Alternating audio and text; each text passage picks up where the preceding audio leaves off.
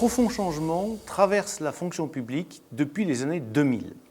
Ils imposent la nécessité d'apporter des repères aux agents en matière de sens de l'action, d'organisation et d'exigence professionnelle.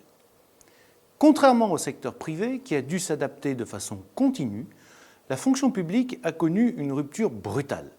Recherche d'efficience, que ce soit la productivité, la réactivité, la flexibilité, exigences sensiblement accrues en matière de qualité de service de la part des usagers. Dans ce contexte, la question du management de la santé, de la qualité de vie, du bien-être au travail est une priorité. L'articulation des questions de travail, de son organisation et de ses modalités d'exécution avec les besoins de performance globale sont indispensables pour repenser les organisations publiques. C'est l'objet de cet ouvrage collectif qui réunit des contributions de praticiens, d'experts dans le domaine, DRH, proviseurs, capitaines de vaisseau, directeur régional des finances publiques, directrice générale de CEPAM, directeur général des services, et des meilleurs chercheurs sur le sujet, qu'ils soient gestionnaires, économistes, juristes ou psychiatres. Précisons ici que le bien-être au travail ne se réduit pas à la prévention de la sécurité et de la santé au travail, accord du 20 novembre 2009 pour les 3 fonctions publiques, ni à la lutte contre les risques psychosociaux, protocole d'accord du 22 octobre 2013. Mais il intègre la qualité de l'adéquation entre les missions et les moyens, l'anticipation des modifications organisationnelles, par-delà l'obligation de résultats en matière de santé et de sécurité. Bien-être au travail et santé au travail sont de parfaits synonymes. La définition de l'Organisation mondiale de la santé, l'OMS, qui date de 1946, est très claire sur ce point. La santé, ce n'est pas une absence de maladie, mais un état complet de bien-être physique, mental et social. L'ouvrage repose sur des exemples de pratiques innovantes dans les 3 fonctions publiques et dans différents services publics. Ainsi, l'ouvrage débute par 8 cas pratiques très différents.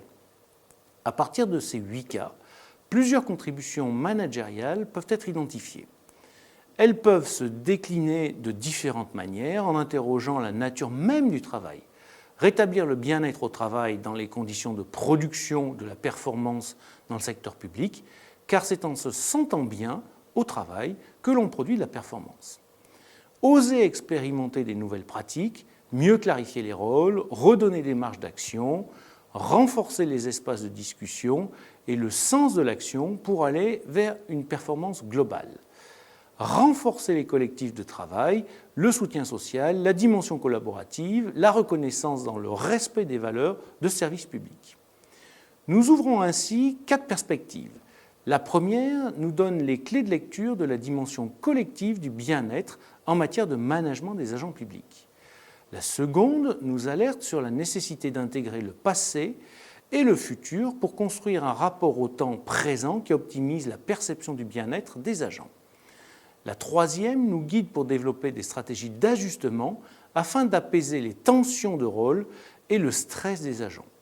Enfin, la dernière nous incite à regarder autrement les liens entre la performance globale et le bien-être. En résumé, notre intention consiste à démontrer par l'exemple et par la conceptualisation que la composante intrinsèque de la performance globale de nos services publics est le bien-être des agents, aussi bien en matière d'efficience que de qualité de service. Je vous remercie.